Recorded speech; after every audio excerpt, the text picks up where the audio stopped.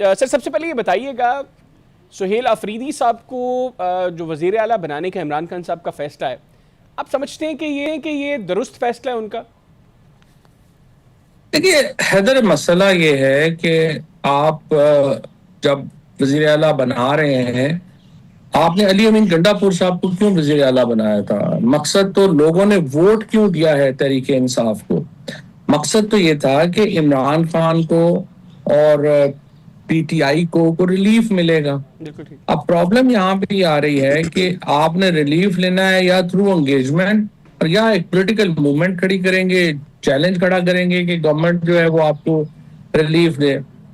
यहाँ प्रॉब्लम ये हो रही है कि गवर्नमेंट ने फैसला किया हुआ है कि वो किसी किस्म की कोई एंगेजमेंट करने को तैयार नहीं है।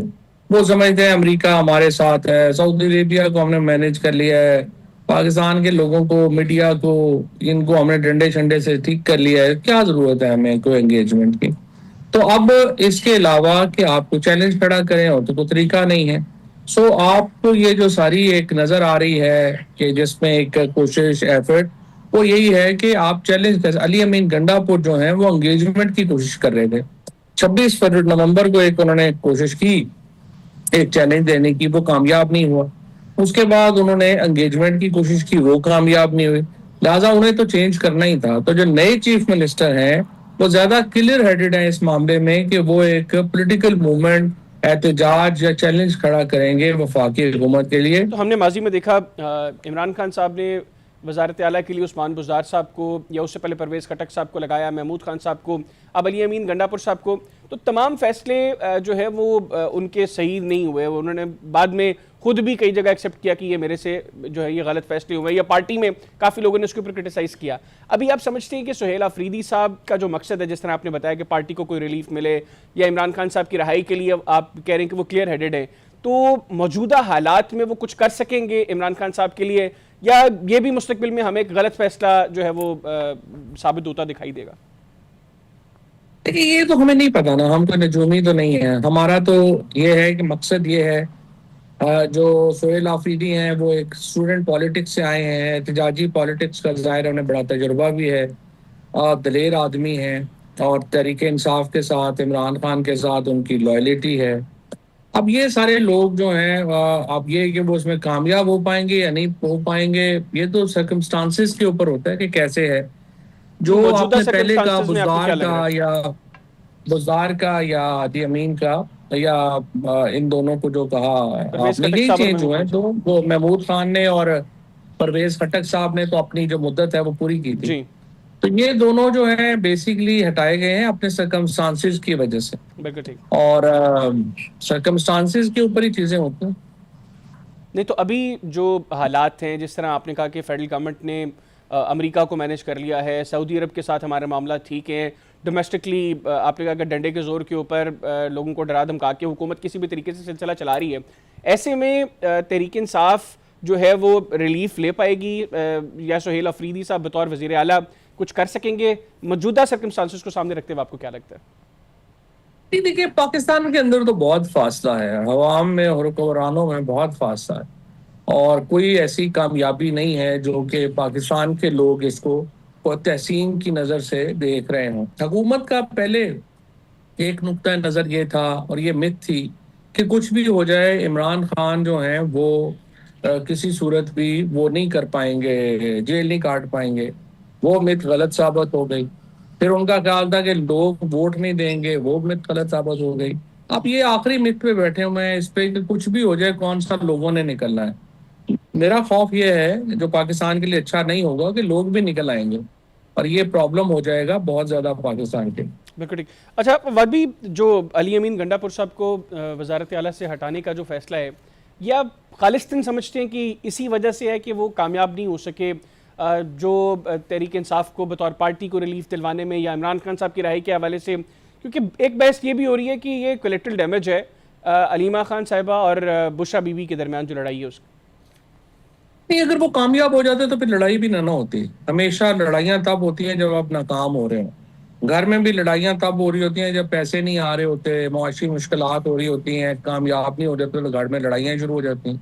इसी तरीके से जो अली अमीन गंडापुर हैं, उनका जो बुनियादी मिशन था, जब वो नाकाम हो गया, तो फिर देखे ना, उनकी लड़ाई सिर्फ अलीमा बीबी से या बुशरा बीबी से तो नहीं थी ना।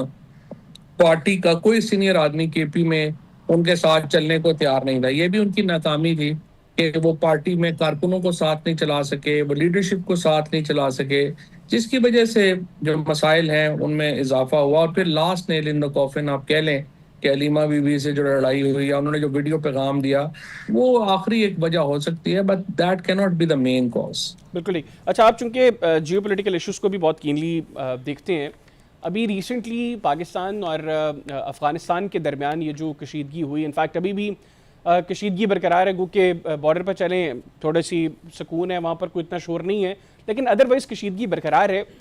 आप लोग उस वक्त बरसर इक़्तिदार थे जिस वक्त अफ़गान तालिबान ने काबुल टेक ओवर किया। उस वक्त क्या किस तरह की एंगेजमेंट्स थी हमारी अफ़गान तालिबान के साथ? क्योंकि आज गवर्नमेंट की क्लेम कर रही है कि जो कमिटमेंट्स उन्होंने की थी वो उन कमिटमेंट्स को ऑनर नहीं कर रहे। हम लोग बारहा मतलब उनके साथ इंटेलिजेंस शेयरिंग कर चुके हैं, उनको बता चुके हैं कि कहाँ कहाँ पर तहरीक तालिबान पाकिस्तान के लोग बैठे हैं, आप उनको एलिमिनेट करें, उनके खिलाफ कार्रवाइयाँ करें। लेकिन वो ना वो कार्रवाइयाँ कर रहे हैं और ना अफ़गान सरजमीन को पाकिस्तान के खिलाफ इस्तेमाल होने से रोक पा रहे हैं। और फिर अब एडिशनल एलिमेंट तो ये जो अफ़गान वज़ीर ख़ारजा ने भारत में बैठ कर जो पाकिस्तान के खिलाफ ज़बान इस्तेमाल किया। देखिए हैदर, ये एक बड़ा बुनियादी मामला है। इसमें हमें पहले एक चीज जो है उस पर हमें एक बड़ी समझिए कि एक वजाहत चाहिए। और वो वजाहत ये है कि क्या ये जो लड़ाई हो रही है, इस लड़ाई जो है इसमें पाकिस्तान जो है और जो तालिबान है या जो टीटीपी है, ये इनकी नेचर ऑफ लड़ाई क्या है?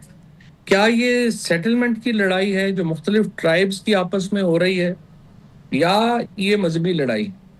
जो इस वक्त लग रहा है और जो DGISPR की ने प्रेस में भी वर्डिंग यूज की है, उससे ये लगता है कि ये सेटलमेंट की लड़ाई है। इमरान खान तो बिल्कुल ही वाज़ेह हैं कि ये सेटलमेंट की लड़ाई है।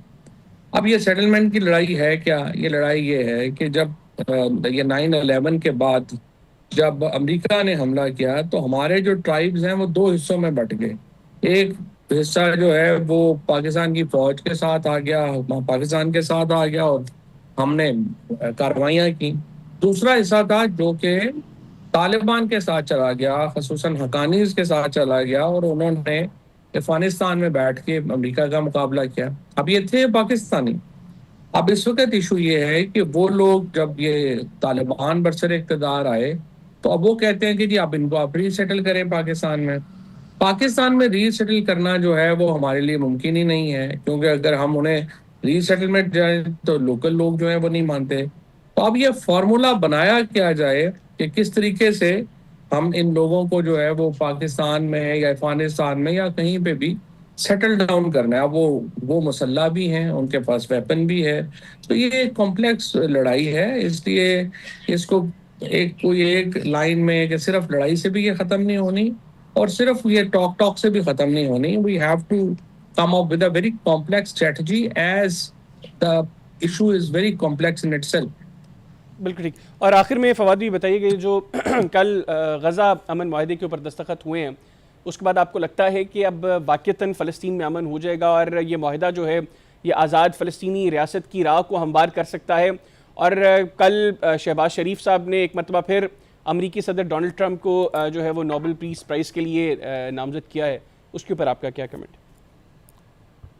देखिए जी, सच्ची बात यह है कि पाकिस्तान का कोई भी जो लीडर होगा, शहबाज शरीफ हो या इमरान खान हो या कोई भी हो, जो भी इस पोजीशन के ऊपर होगा, वो जो इस वक्त अरब लीग है उससे बहुत पीछे हट के नहीं सोच सकता। देखिए, हमने कोई दुनिया में अकेले कोई बहुत बड़े पाटे खां तो नहीं है ना। हमने फॉलो करना है जो सऊदी अरब सोच रहा है, अरब लीग सोच रही है। और मेरी राय के अंदर जो प्रेसिडेंट ट्रंप की जो कामयाबी है कि उन्होंने एक सीज फायर करवाया है। देखिए, अनलाइक प्रेसिडेंट बाइडन जो एक वॉर मॉन्गर प्रेसिडेंट थे, हमें एक क्रेडिट देना पड़ेगा ट्रंप को कि वो वॉर मॉन्गर नहीं है और उन्होंने हर जगह पे कोशिश की है कि जंग ना हो और हम अमन की तरफ जाएं। और नेतन्याहू जैसे एक वॉर मॉन्गर शख्स को, एक ऐसे शख्स को जिसका इंसानियत से कोई ताल्लुक ही नहीं है, उसको लीश डालना, उसको एक पटा डालना, बड़ा मुश्किल काम था। आपने रियलिटीज भी तो देखनी है, क्योंकि अमेरिका के अंदर जो एक ये जायनिस्ट की लॉबी है वो बड़ी स्ट्रांग है, और प्रेसिडेंट ट्रंप ने उसके बावजूद उनको जो है वो किया है। सो तो मेरी नजर फिर देखें आप, मतलब जो भी है इस स्टेज के ऊपर नरेंद्र मोदी नहीं था और पाकिस्तान था। तो इसलिए देखें ना, हमने तो अपने कंपैरिजन अपने मुकामी भी करने हैं, ज्योग्राफिकल भी करने हैं, और वो भी करने हैं। दो आई थिंक अभी पोजीशन जो है वो शहबाज शरीफ साहब की पाकिस्तान के अंदर अनपॉपुलर है, बट रियलिस्टिक पोजीशन यही है जो पाकिस्तान की हुकूमत ने ली। बिल्कुल ठीक। तो उनकी जो ट्रंप को नॉमिनेट किया उन्होंने, आप समझते हैं कि ये ठीक काम था? क्यों नहीं को नॉमिनेट करें? देखे ना, हमारे लिए तो ट्रंप ने, हमारे लिए तो प्रेसिडेंट ट्रंप, अगर वो मोदी को जो है वो जो सुना रहे हैं, जो तो हमारी तो दिल की ख्वाहिशें हैं जो वो सुना रहे हैं। अगर इंडियन मीडिया में इस वक्त आग लगी हुई है ट्रंप के ऊपर, फिर बहरहाल उन्होंने रोल अदा किया है। आप देखिए, ये पीस ट्रीटी उन्होंने अचीव की है पाकिस्तान का, उन्होंने जंग जो है रुकवाने में रोल अदा किया। तो हम क्यों ना कहें कि बिल्कुल उन्हें बिल्कुल। नोबेल पीस प्राइज देना चाहिए? हमारा तो यही बनता है ना। बाकी अब हर बंदा परफेक्ट तो नहीं होता।